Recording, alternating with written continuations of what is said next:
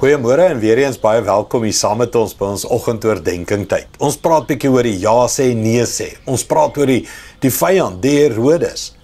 En dat almal moes kies, Josef moes kies, die sterrekykers moes kies, ek en jy moet kies om teen die stroom te gaan, teen die bose, teen die kultuur van die dag, die giere van die dag. Ons moet nee sê, maar die duiwel hou nie daarvan nie. Hy's 'n mensemoordenaar. Hoor wat sê Matteus 2:16, hoe tree Herodes op? Toe Herodes agterkom dat die sterrekundiges hom uitoorlê het, was hy siedend van woede.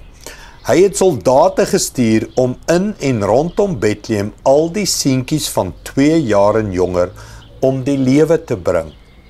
Hy het die 2 jaar bereken volgens die tyd wat hy by die sterrekundiges vasgestel het. Baie keer dink ons, weet al hierdie gebeure het sommer in 'n week of 'n dag, of omdat Kersfees by ons 'n paar weke is, dan dink ons alles het sommer so vinnig gebeur. Hierdie was 'n rustige tyd. Jesus is gebore, die sterrekundiges is daar, nie net gou 'n aantjie gebly en gou bietjie goud gegee en weg nie.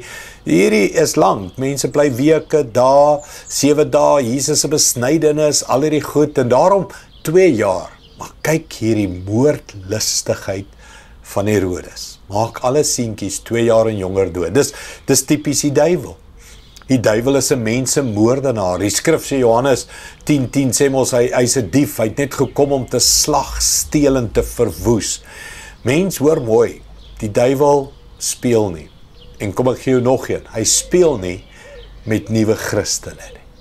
As jy 'n nuwe Christen ken, iemand wat nou net tot bekering gekom het, as jy in die kerk sit en jy sien 'n nuwe koppel of 'n paartjie of 'n nuwe jong man of vrou daar inkom en jy sien hulle huil en bid en gee hulle hart vir die Here, weet die volgende: Herodes, die duiwel, gaan op hulle aanval. En ek en jy moet help, ek en jy moet beskerm. Ek en jy moet Josef wees, ek en jy moet soos die sterrekykers wees. Ons moet help, ons moet beskerm, want die duiwel wil hulle geloof steel. Die duiwel is nie bly Jesus word gebore vandag nog binne in mense nie. Hy haat dit. En ek en jy kan baie keer, so lekse Daisy wees. Hy het tot bekering gekom, bly vir hom. Mense, daar's 'n geestelike oorlog aan die gang. En ek opnuut besef net, Andries, jy moet vir mense bid as hulle tot bekering kom. Jy moet nie net bid die Sondag as hy tot bekering kom en dink, wow, daar's hy wenstreep, hy het dit gemaak nie. Nee, nou begin die oorlog. Nou begin die vyand.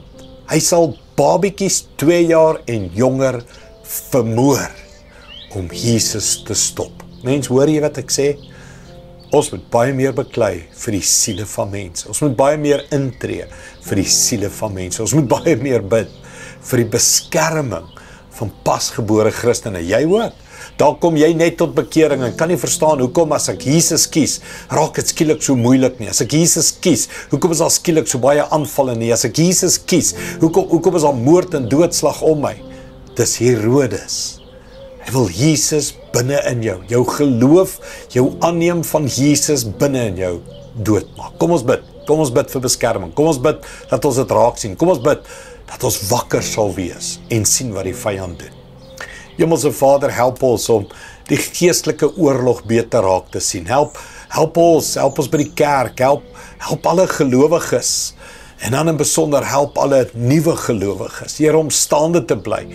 Help ons om hulle te beskerm. Help ons om vir hulle te bid en in te tree. Here, nou dink ons dalk aan mense wat nou onlangs, ek dink aan jong mense hier by ons in die kerk wat nou begin besluit het. Hulle wil Jesus volg. En hoe daar skielik aanval is en hoe daar skielik net huishoudelike chaos is. Here, ek bid vir hulle beskerming. En ons bid, Here, dat Herodes se planne nie sal waar word nie, maar dat hulle U sal ken en dien en Jesus sal groei in hulle. Dis ons gebed in Jesus naam. Amen. Amen. Dankie liewe vriende. Sien jou weer môre. Trots geborg deur Evergreen Turf.